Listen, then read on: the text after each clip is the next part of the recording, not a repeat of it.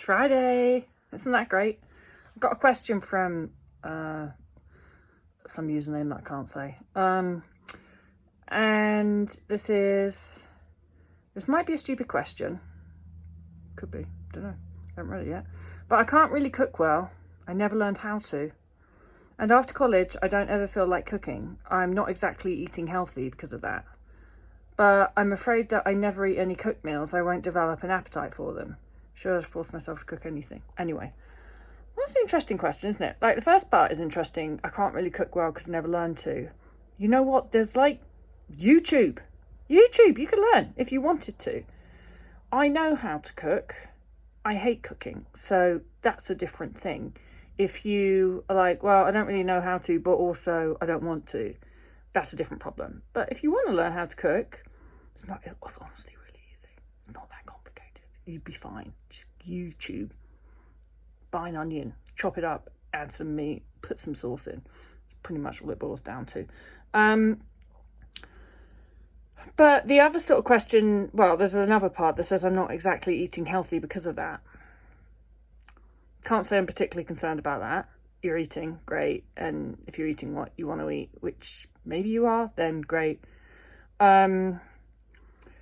Then this bit, I'm afraid if I never eat any cooked meals, I won't develop any appetite for them.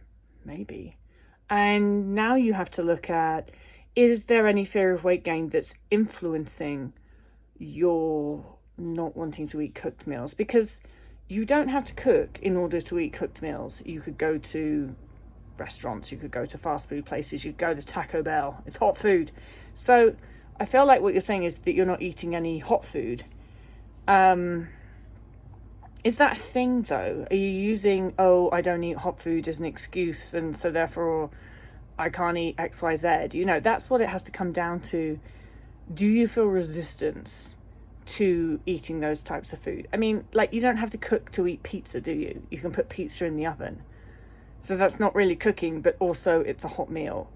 And so I might suggest that there is a little bit of kind of restriction going on there, restrictive purposes, because anything that causes us to limit, or anything that puts obstacles between us and eating and being able to eat freely and easily, your brain's going to use those things as a method to restricting. And so I would challenge it. I would see what happens. Say, but all right, well, I'm going to put a pizza in the oven and see what your brain's actual problem is. Is it because it doesn't want to vary the foods that you're eating, and you sort of trying to use that as an excuse not to vary the foods that you're eating, to tell you that you don't like those foods? Try with different things. There's so many things, ready meals, things like that you can buy and eat that does not involve cooking, but is a cooked meal. And so I just don't sort of think that cooking is actually the issue here, and your lack of ability to cook or wanting to learn how to cook. I don't really think that's the issue. I think it could be a little bit to do with your brain has sort of found a convenient obstacle that it's using to be like, oh, you can't eat that thing, or oh, you know. I mean, if someone asked you over for a meal, they're obviously going to cook, I would have thought. Like, would you struggle to eat that? Or would you be like, great, actually, no, I really, really would love a cooked meal if I don't have to cook it? Because that's me. I just love it if somebody else cooks. I will eat anything somebody else cooks for me, with gratitude and pleasure. If it's left to me, pizza or ready meal. I've just got, I used to be obsessed with cooking when I had an eating disorder, and that couldn't be further from my truth. I really dislike cooking. It's one of the things that has not come back. A lot of the time when we go through recovery from an eating disorder, we almost have like a PTSD reaction to some of the things that we used to force ourselves to do when we had an eating disorder. And I definitely had that with cooking. I did so much cooking when I had an eating disorder. I cooked for everybody. I was always in the kitchen.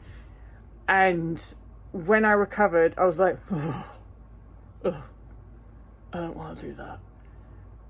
And that didn't change. I still don't want to do it.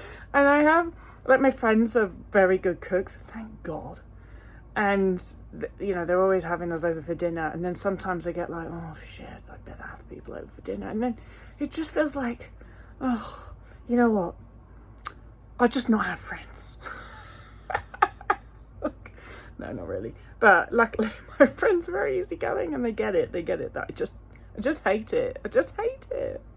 Yeah, that didn't change. Like, a lot of things that I, you know, maybe stuff that I really had an adverse reaction to soon after recovery, after years, it's sort of mellowed down. I'm like, oh, that's fine. But the cooking thing, I'm just like, I just can't be bothered. I just don't want to. I find zero joy in it. You know what my least favorite thing in the world to do is garlic. I hate garlic. I love garlic. I love eating garlic, but I hate getting the skin off those little shits. That makes me crazy. And pretty much everything you cook, if it's good, requires garlic, because garlic is fabulous. And I know you can buy tinned garlic, but it doesn't taste the same. It often tastes a bit briny. So anyway, the solution I have found is to have good friends that are great cooks and enjoy cooking, and go and eat at their houses quite a lot. That and frozen pizza. All right, bye.